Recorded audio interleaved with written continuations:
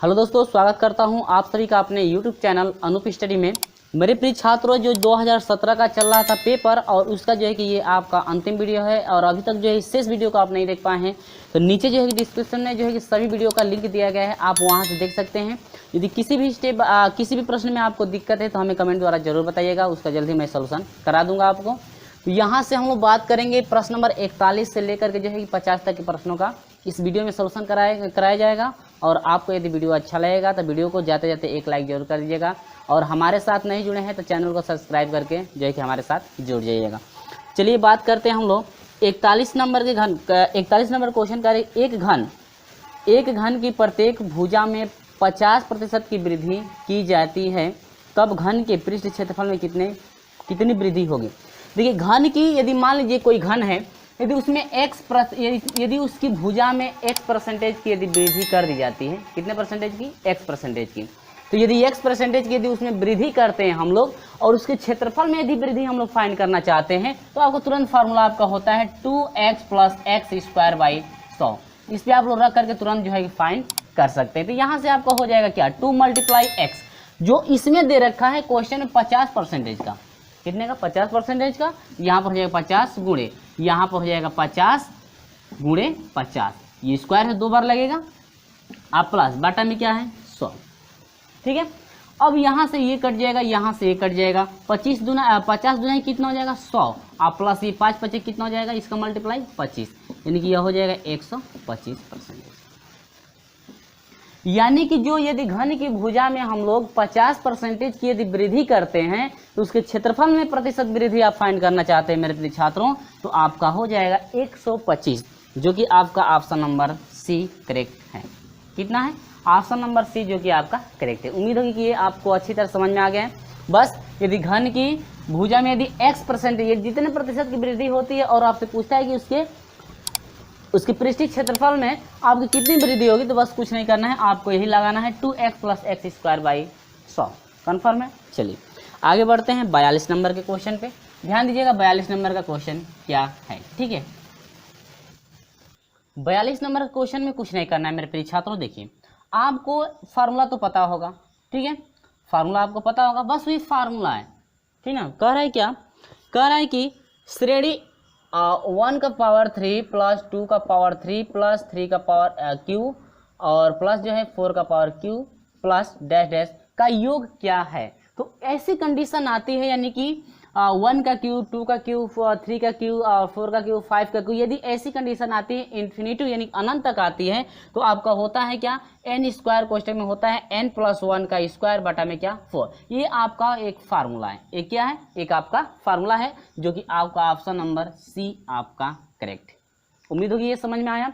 ये सिर्फ आपका फार्मूला, यानी AQ + 2 का Q + 3 का Q + 4 का Q + 5 का Q + 6 का Q, यदि ऐसी कंडीशन दी गई हो इन्फिनिटी तक तो वह आपका फार्मूला होता है n² कोष्टक में n + 1 का स्क्वायर और बटा में क्या आपका 2। या ये कंडीशन बनती है आपकी, या आप इसको ऐसे भी कर सकते हैं n/2 कोष्टक में होता है n + 1, ठीक है, अब पावर क्या 2, यानी ऐसे भी आपकी कंडीशन हो सकती है। यानी ऑप्शन में आपका ये ना दे करके यदि ये भी आपका देता है तो ये आपका करेक्ट हो जाएगा, क्योंकि इसका फिर स्क्वायर करेंगे तो n², 2 दूनी के 4 हो जाएगा, n + 1 का स्क्वायर। कन्फर्म हो, यानी ये भी दिया रहेगा तो आपका ये भी ऑप्शन आपका करेक्ट है, यानी कि ये आपका ऑप्शन मिल रहा है तो ऑप्शन नंबर सी आपका करेक्ट है। कन्फर्म हुआ, यानी कि हम लोग इसको जो है कि हम लोग इतना लिख सकते हैं। ठीक है ना। चलिए इसके बाद देखिए आपका दिया है 43 नंबर का क्वेश्चन क्या कर रहा है, ध्यान दीजिएगा, बहुत ही अच्छा क्वेश्चन है। 43 नंबर कह रहे कि किसी समीकरण निकायों में से किसके अनंत हल हैं। अब आपको पता होगा अनंत की कंडीशन क्या होती है, आपको पता होगा कि अनंत की कंडीशन क्या होती है। ठीक है, देखिए ध्यान दीजिएगा, कह रहे कि निम्नलिखित समीकरण निकाय में से किसके अनंत हल हैं। तो अनंत होने का प्रतिबंध आपका होता है मेरे प्रिय छात्रों कि a1/a2 = b1/b2 c1/ क्या होता है c2, यानी कि ये कंडीशन आपकी मिलती है, यानी तीनों आपके वैल्यू बराबर होते हैं, उस समय आपका होता है क्या, अनंत हल, अनंत हल। ठीक है। जब हम आपके जो है बैच चला रहे थे जो क्लास का जो है क्लास 10th का भी जो बैच चल रहा है आपका, इसमें बताया गया था, आप उस वीडियो को देखे होंगे तो आपको अच्छी तरह समझ में आ गया होगा कि किस समय जो है कि अनेक हल होते हैं, किस समय अद्वितीय हल होता है। आपको सब चीज़ें जो है कि उसमें ग्राफ बनाकर हम समझाए थे, ठीक है। चलिए, तो अनंत हल होने के कंडीशन आपके a1/a2 और b1/b2 और c1/c2 आपके जो है कि वैल्यू बराबर होने चाहिए। देखिए समीकरण पहला दे रखा है 2x - 3y बराबर 5 है, और दूसरा है मेरे प्रिय छात्रों 3x और माइनस है 4.5, y बराबर है 7.5। देखिए सभी कंडीशन बराबर हो रही है नहीं, कंडीशन सभी बराबर हो रही है कि नहीं। देखिए ये आपका a1/a2 यानी कि 2/3 बराबर -3/में -4.5, देख रहे हैं बराबर हो रहा है कि नहीं, ठीक ना। यहाँ पे मैं इजिकल टू दिया हूँ, इजिकल टू 5/, में क्या ये हो गया। अब यहाँ पर 10 से ऊपर नीचे मल्टीप्लाई कर दीजिए ताकि आपका पॉइंट हट जाए आसानी से, ठीक है। मैं समझा रहा हूँ, ध्यान दीजिए। 2/3 2/3 देखते हैं, ये आपका हो जाएगा माइनस माइनस कट जाएगा, ये आपका 30 हो जाएगा, और ये क्या हो जाएगा 45 हो जाएगा बराबर। देखते हैं बराबर हो रहा है नहीं, ये हो जाएगा 50 हो जाएगा, ये आपका क्या हो जाएगा 75। बराबर होने की कंडीशन क्या, 15 दूनी के 30, 15 तिया 45, 2/3 हुआ। यहाँ पर आइए 5 दूनी के 10, और ये हो जाएगा 5 से कम 5 हुआ, और 5 × 5 = 25, 15 × 5 = 75, यानी कि ये आपका हुआ, ये आपका मिस्टेक है, ये मल्टीप्लाई गलत हो गया, 10 × 50 होगा ना, ठीक है। और ये आपका हम भी कहीं क्यों नहीं हो रहा है, और 25 दूना के 50, 25 × 75, यानी कि देखिए 2/3 इजकल टू 2/ में कितना 3 इजकल टू 2/ में क्या 3। क्या ये जो तीनों वैल्यू है आपस में इक्वल है कि नहीं है, और जब इक्वल होते हैं यानी कि यहाँ पर आपको मिला है कि a1/a2 का वैल्यू, b1/b2 का वैल्यू और c1/c2, यानी तीनों का वैल्यू जब आपस में बराबर होता है तो इस समय आपका कैसा हल होता है, अनंत हल होता है। कन्फर्म हो, यानी कि ऑप्शन नंबर ए आपका करेक्ट है, यानी कि आपका जो समीकरण है यही आपका समीकरण सही होगा, यह अनंत हल के लिए ये समीकरण है, ठीक है। यदि आपका मान लीजिए सपोज दैट यदि ये इनमें से कोई भी वैल्यू आपके बराबर नहीं होती, तब हम लोग चलते दूसरे ऑप्शन पे, यानी कि बी वाले पे चलते, बी वाले पे भी बराबर नहीं होता तो सी वाले पे चलते, सी वाले पे बराबर नहीं होगा तो इस पे करेंगे क्या, उपरोक्त सभी। नहीं, उपरोक्त सभी नहीं है, ये तो हो नहीं सकता है, अनंत हल के लिए कोई तो कोई होगा ना। तो आपका ये ऑप्शन नंबर ए करेक्ट रहा, a1/a2, b1/b2, c1/c2 जो है आपके बराबर है, अतः जो है कि इस समीकरण के लिए यह एक अनंत हल होगा। इतना समझ में आया, ये तो आपको अच्छी तरह से समझ में आ गया होगा, कन्फर्म होना। चलिए इसके बाद मैं लेकर चलता हूँ आपको, ये 43 नंबर का था, 44 नंबर का बहुत ही अच्छा क्वेश्चन है जो बेईमानी का है। कभी भी बेईमानी का क्वेश्चन आए तो फटाक से एक मैं फार्मूला बताऊंगा, सिर्फ फार्मूले पे आप रख दीजिएगा, वह एक आपका ट्रिक है, छोटे में आपका हो जाएगा, ठीक है। चलिए तो मैं उस फार्मूले को लिख देता हूं कि फार्मूला क्या है, ताकि आपको हमेशा याद रहे, कभी भी बेईमानी का क्वेश्चन आता है आप हमेशा सॉल्यूशन ऐसे ही कर लेंगे, ठीक है। तो पहले मैं लिख लेता हूं, तो मैं यहाँ पर जो है फटाक से लिख लिया हूँ, ठीक है। अब देखिए कभी भी बेईमानी का क्वेश्चन आता है ना, ठीक है, कभी भी बेईमानी का क्वेश्चन आता है तो सेम प्रोसेस आपका यही चलेगा सभी में। बेईमानी यानी कि धोखा जब कोई देता है तो देखिए कभी भी कोई धोखा देता है तो वह लाभ ही कमाने के लिए धोखा देता है, यदि घाटा होता है तो कहा जाएगा कि वो धोखा आपको नहीं दिया है, ठीक ना। तो यदि कोई भी बेईमान व्यक्ति है तो यदि वह लाभ कमाने के लिए आपको धोखा देता है, हमेशा देखिए कभी भी बेईमान आदमी आपको धोखा देगा तो वह लाभ अपने लाभ के लिए धोखा देगा, अपने लाभ के लिए धोखा देगा, ठीक है। जैसे मान लीजिए आपके पास कुछ रुपए हैं, यदि वह धोखा देगा आपसे चुरा लिया तो वह आपकी बेईमानी आदमी हो गया, ठीक ना। एग्जाम्पल मैं दिया हूँ, ठीक है। अब ये आपका कह रहा है कि एक बेईमान दुकानदार अपने लागत मूल्य पर सब्जी बेचने का दावा करता है, लेकिन क्रय तथा विक्रय करते हुए भार में 25% का धोखा देता है। ध्यान दीजिएगा कितने प्रतिशत का धोखा दिया है, 25% का धोखा दिया है, ठीक ना।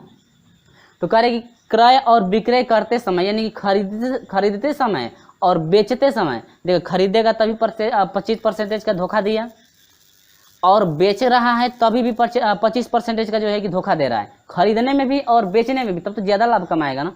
अब ये कह रहा है कि यहाँ पर मैं लिखा हूँ आपको समझने के लिए कि यदि एक बेईमान एक बेईमान अपने लागत मूल्य पर सामान बेचता है, यानी कि वादा करता है कि मैं भाई जितना मैं लागत लेकर आया उतना ही मैं बेचूंगा, लेकिन क्रय तथा विक्रय करते समय भार में यदि x% की वृद्धि कर देता है, यानी कीनते समय भी और बेचते समय भी भार में जो है कि वृद्धि कितने का, यदि x% का करता है तो कह रहा है कि प्रतिशत यदि लाभ आप निकालेंगे ना, शुद्ध प्रतिशत यानी कितना वो लाभ कमा रहा है, तो आपका होगा 200 गुणे x बटा में 100 माइनस एक्स। कन्फर्म। तो यहाँ पर देखिए x% तो x हुआ, लेकिन इसमें कितना परसेंटेज का है, 25% का धोखा दे रहा है, तब तो बहुत बेईमान है। यहाँ पर देखिएगा 200 गुणे 25 आप बाटा में आपका 100 और माइनस कितना 25, अब यह हो जाएगा 200 होगा गुणे 25 आप बाटा में 100 में से 25 घटाइए आपका 75 होगा, आप 25 से कम 72 हो गया, 25 से कम 25, 25 से 75, 3 हो जाएगा, और 3 यानी कि यह हो जाएगा मेरे प्रिय छात्रों 200 बटा में 3, आप भाग देंगे तो यह होगा 66 सही 2 बटा में कितना होगा 3, सही है ना भैया, मिला लेते हैं, भाग दे लेते हैं यहाँ पे 200 भागे 3 और 3 6 का 18 हुआ, यहाँ पर 2 हुआ 0, 3 6 का 18 हुआ, यहाँ पर बच गया 2, यानी कि 66 सही 2 बटा में कितना 3, यानी इतने जो है परसेंटेज यानी कि जो प्रतिशत लाभ होगा, यानी कि प्रतिशत लाभ हो 66 सही 2 बटा में 3। समझ में आया? तो उम्मीद होगी मेरे प्रिय छात्रों आपको ये अच्छी तरह से समझ में आ गया होगा। इस टाइप का कोई भी बेईमानी का क्वेश्चन हो तो आप ऐसे ही हल कीजिएगा, ठीक ना। अब यह हो गया ऑप्शन की बात करें तो ऑप्शन नंबर बी आपका करेक्ट है। ये तो कंफर्म हुआ, अच्छी तरह से आपको समझ में आ गया होगा। चलिए इसके बाद ज़्यादा कुछ नहीं मेरे प्रिय छात्रों, अब आगे बढ़ते हैं हम लोग।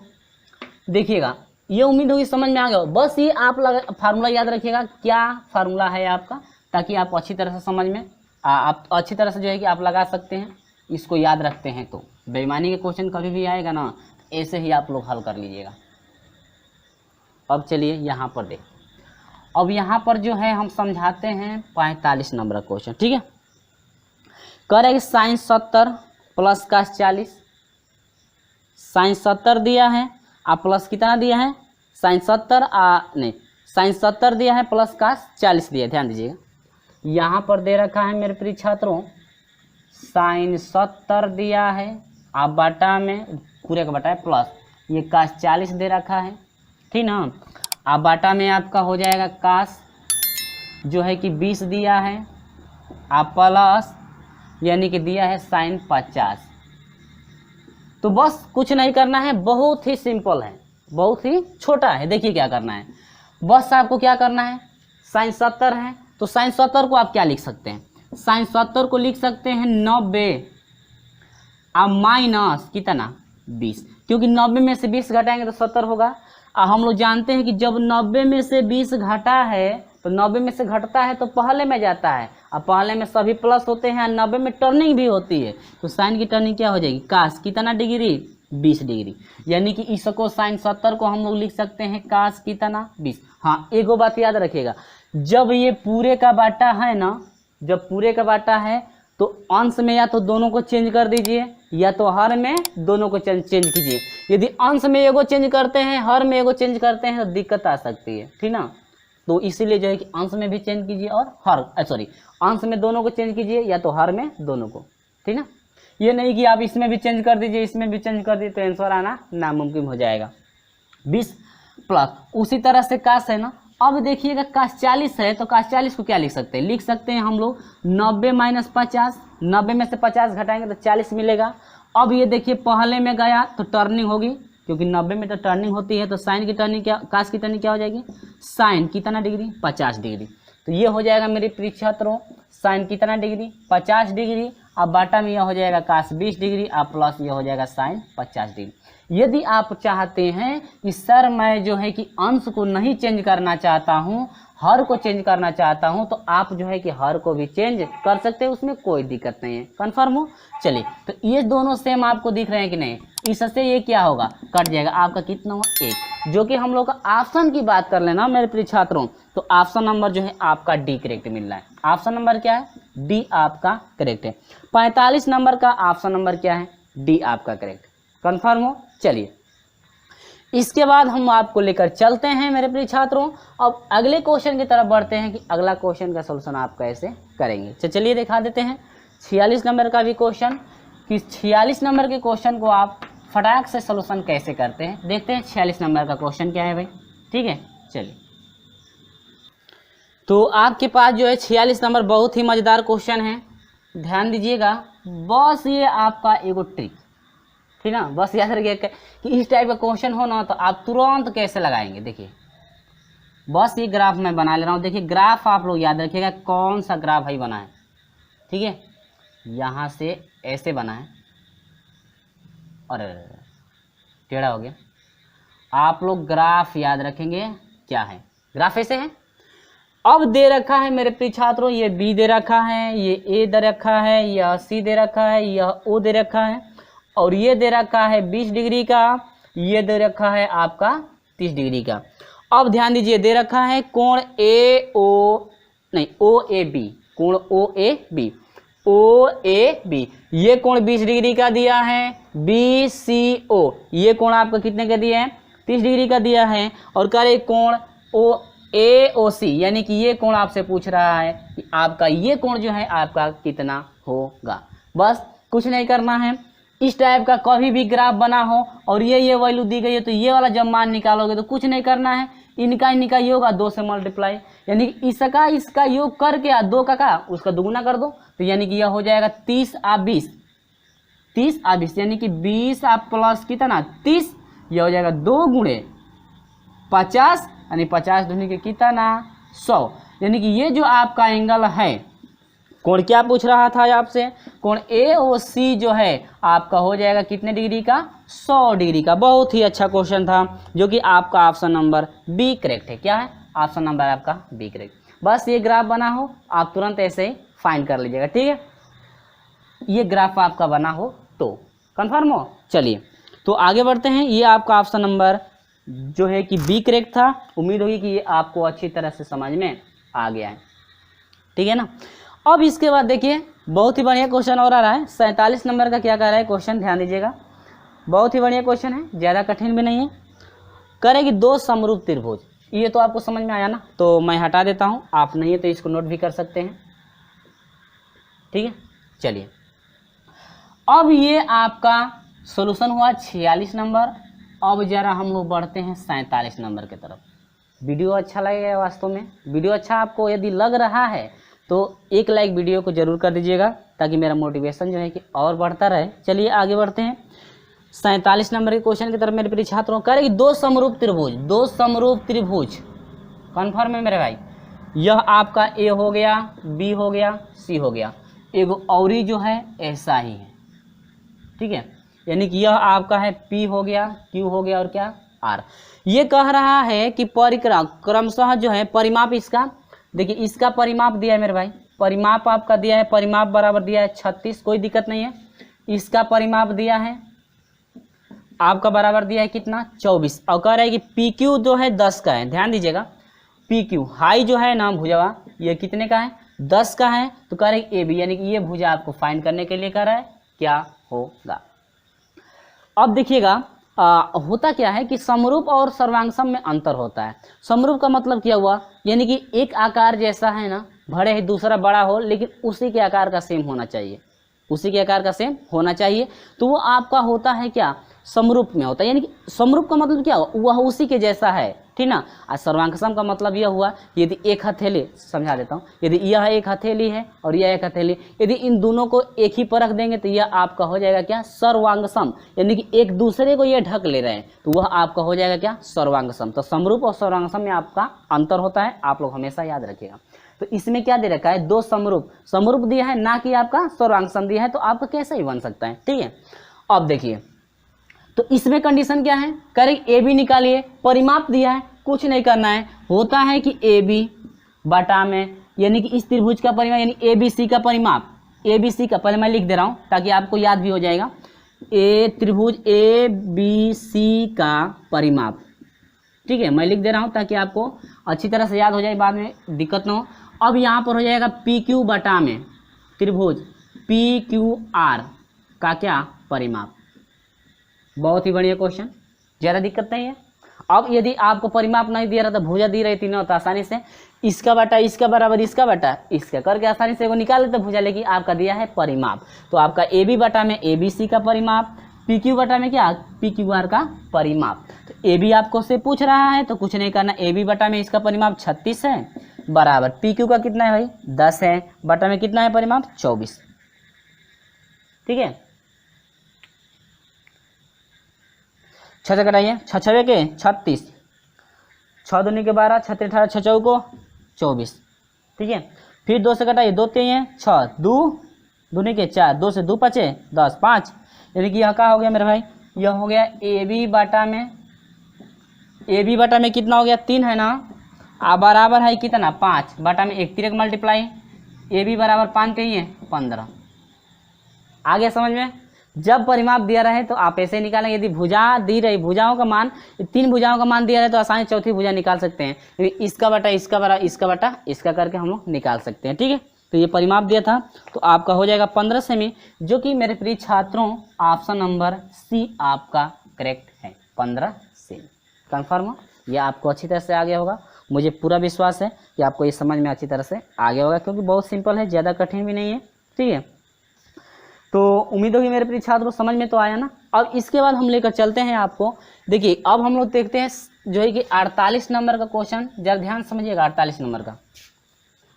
तो यहाँ से हम लोग देखते हैं, बहुत ही अच्छा क्वेश्चन है 48 नंबर। अब हाँ एक बात याद रखिएगा कि यदि हम लोग त्रिभुज जब बनाते हैं ना, तो एक त्रिभुज में यदि हम लोग मध्य बिंदु से लेकर के कितना हो त्रिभुज बनाएं तो वह जो है कि समरूपे होता है। क्या होता है? समरूप। ठीक ना। तो क्वेश्चन में क्या दे रखा है ध्यान दीजिएगा, ये कह रहा है ना किसी त्रिभुज की भुजाओं के मध्य बिंदु को, ध्यान दीजिएगा, करे कोई भी त्रिभुज, यहाँ पर आपको अच्छी तरह समझा देता हूँ थोड़ा बड़ा बना करके, ठीक ना। यह त्रिभुज हो गया। अब ये कह रहे त्रिभुज के मध्य बिंदुओं को, अब मध्य बिंदु लीजिएगा, भुजाओं के मध्य बिंदु, मान लीजिए एक त्रिभुज बन गया, अब इसका मध्य बिंदु ये है, इसका मध्य बिंदु ये है, इसका मध्य बिंदु ये है। कह रहा है क्या, भुजाओं को क्रमशः जोड़ने से बने 4 त्रिभुज, 4 को त्रिभुज बनाना है भुजाओं को जोड़ जोड़ कर। देखिए एगो तो बना, एगो हाई बना, एगो ये 2 त्रिभुज बन गया, 4 को बनाना है। अब ये आपका यह मध्य बिंदु हो गया, ये बन गया, ये बन गया, ये बन गया, त्रिभुज बना। अब इसके मध्य बिंदु में लीजिए, भुजाओं के मध्य बिंदु में ये भी त्रिभुज बना। अब इसके भुजाओं के मध्य बिंदु में लीजिए, ये भी एक क्या बना, त्रिभुज बना। तो हम लोग क्या सीखने के लिए मिलता है कि को कितना हो बड़ा त्रिभुज हो, उसके यदि मध्य यानी भुजाओं के मध्य बिंदु से हम लोग मिलाते हैं, यानी कि भुजाओं के मध्य बिंदु को यदि आपस में मिलाते हैं तो जो त्रिभुज बनता है ना वह समरूप त्रिभुज बनता है। भले ही वह छोटा बने या बड़ा बने, लेकिन उसी त्रिभुज के आकार जैसा बनेगा, उसी के त्रिभुज के जैसा बनेगा, ठीक ना। लेकिन आकार, हाँ आकार बड़ा छोटा हो सकता है, लेकिन उसी के जैसा बनेगा, ठीक ना। कभी भुजाएं बराबर नहीं होंगी, लेकिन जिस तरह से ये बेचारा त्रिभुज बना है, ये भी बेचारा त्रिभुज वैसे ही बना है, अंदर वाला भी वैसे ही बना है, इसके भी अंदर वाला वैसे ही बना है, इसके अंदर वाला भी वैसे ही बना है। तो आप कितना हो इसके अंदर त्रिभुज बनाएंगे तो वह सभी जो त्रिभुज होंगे आपके समरूप होंगे। कैसे होंगे? समरूप, यानी एक ही जैसे होंगे, भले ही भुजाएं उनकी बराबर ना हो। यदि आपकी भुजाएं बराबर, यदि देखिए यदि इसकी भुजाएं सभी इनकी आपस में बराबर हो, जैसे मान लीजिए इसकी भुजा इस सभी की भुजा बराबर हो, तब तो वो सर्वांगसम में हो जाएगा ना, नहीं। लेकिन इसके अंदर से यदि आप इसके मध्य बिंदु को मिलाकर बनाएंगे, कभी भी जो है कि इनकी भुजाएं बराबर नहीं होंगी। कंडीशन समझ में आई ना। तो इसमें आप कितना हो त्रिभुज बना लें, तो इससे जो आपका त्रिभुज बनेगा, इसके अंदर जितना त्रिभुज आपका बनेगा, सभी त्रिभुज जो है आपके होंगे, यानी एक ही जैसे होंगे, भले ही छोटा बड़ा हो सके, लेकिन उसका रूप एक ही होगा, ठीक ना। समझ में आया। तो आपका क्या है, समद्विबाहु त्रिभुज, समबाहु, ये तो सब कैंसिल, यानी कि ऑप्शन नंबर डी सर्वांगसम त्रिभुज। कितना हो इसमें त्रिभुज बनाएंगे तो कैसा त्रिभुज होगा, सर्वांगसम त्रिभुज होगा, यानी ऑप्शन नंबर डी आपका करेक्ट। यहाँ पर मैं ग्राफ बना करके आपको समझा दिया हूँ, ठीक है। भले ही आप कैसा हो बनाए त्रिभुज, इसके मध्य बिंदु को यदि आप जोड़ते हैं तो जो भी इनके बीच आपका त्रिभुज बनेगा, आपका त्रिभुज जो है कि सर्वांगसम होगा। हाँ, त्रिभुज कैसा होगा, सर्वांगसम आपका होगा। कंडीशन समझ में आई ना। हमेशा ये कंडीशन आप लोग याद रखिएगा कि सर्वांग सम और समरूप में जो है कि आपका अंतर होता है। तो ये समझ में आया। चलिए, तो कितना हो गया आपका जो है कि 48 नंबर का हो गया। अब इसके बाद बढ़ते हैं, डी हो गया। इसके बाद बढ़ते हैं 49 नंबर के क्वेश्चन पे। किस पे? 49 नंबर का क्वेश्चन देखिए, ध्यान दीजिएगा। तो 49 नंबर के क्वेश्चन में देखिएगा, करें कि दिए गए चित्र में, आपको चित्र जो है ग्राफ में दिख रहा होगा, मैं एक ग्राफ बना लेता हूँ यहाँ पे, ध्यान दीजिएगा। ये आपका ग्राफ बन रहा है, ठीक है। यह ए हो गया, यह वृत्त का केंद्र है, ठीक है। यह ए हो गया, बी हो गया, और ये क्या हो गया? पी। और ये आपका सी हो गया, ये आपका डी। दे रखा है ए बी जो है 5 का, यहाँ से यहाँ तक जो है 5 का, ध्यान दीजिएगा, यहाँ से यहाँ तक 5 का है। और पी बी यानी कि यहाँ से यहाँ तक जो है आपका 3 का है। करीब पी डी जो है 4 का, पी डी यानी कि यहाँ से यहाँ तक जो है 4 का है। कन्फर्म हो? 4 का है तो सी डी की लंबाई, अब क्या रहेगी इसकी जो है कि लंबाई कितनी होगी? करेगी सी डी की लंबाई क्या होगी? तो मान लेते हैं कि ये सी डी जो है आप कितने की है? एक्स की। सी डी कितने का? एक्स का। तो अब यहाँ से यहाँ तक, और यदि ए बी की बात करें, यहाँ से यहाँ तक पूरा यदि लंबाई हम लोग निकालें, तो ये 3 का है, ये 5 का, तो 5 3 पूरा 8 का हो जाएगा। अब यहाँ से यहाँ तक ये x का है, ये 4 का, तो यानी कि पूरा यहाँ से यहाँ तक जो लंबाई है मेरे प्रिय छात्रों, x प्लस कितने की हो जाएगी? 4 की, ठीक है ना। अब यहाँ पर देखिए, आपको पता होगा कि इस टाइप की कंडीशन कभी भी आती है। आपको एक बार और बताया हुआ था मैं कि आपका होता है CP गुणे DP बराबर होता है AB, यानी कि इस पूरा की लंबाई गुणे इस बाहर वाली रेखा की लंबाई यानी कि DP की लंबाई, फिर AB इस पूरे AP की लंबाई, AP की लंबाई गुणे आपका होता है क्या? BP की लंबाई। CP कितना है? CP है x प्लस 4 गुणे DP कितना है? DP है 4 का, इजकल AP कितने का है? आपका AP 8 का है गुणे BP कितने का है? 3 का। कन्फर्म हो? चलिए, तो ये 4 दूनी के 8, 2 3 6 हो जाएगा, यानी कि x प्लस 4 इजकल टू हो गया 3 दूनी के 6, तो ये x बराबर हो जाएगा मेरे प्रिय छात्रों 6 माइनस 4, x बराबर कितना?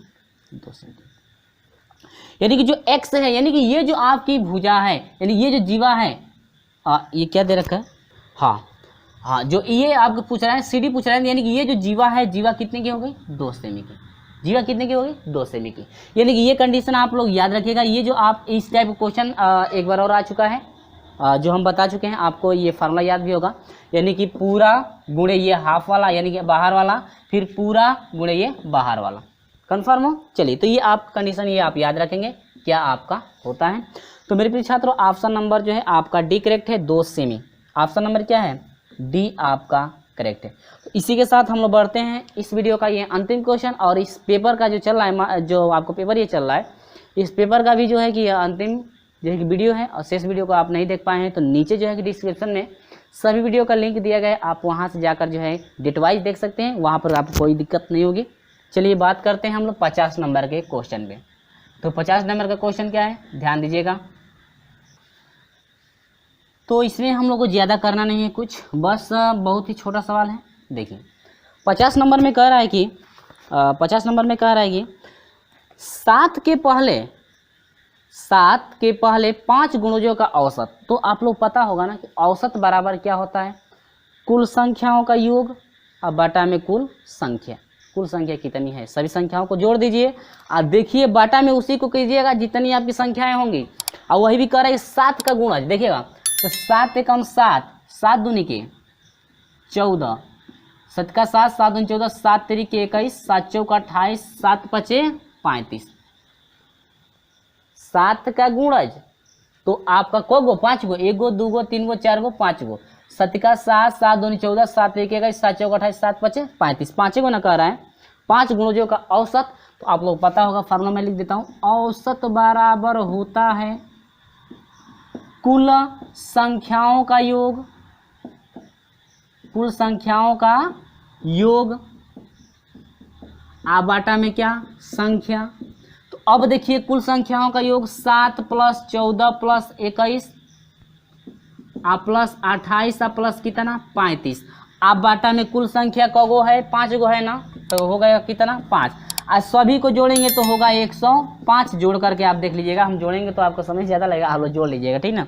5 से दूनी के 10 और 5 से कम 5, यानी कि औसत की बात करें 7 के 5 गुणजों का औसत, यदि 7 का गुणज 5 को यदि लिया जाता है तो आपका हो जाएगा कितना 21, यानी औसत कितना हुआ 21, जो कि आपका option number B correct confirm हुआ।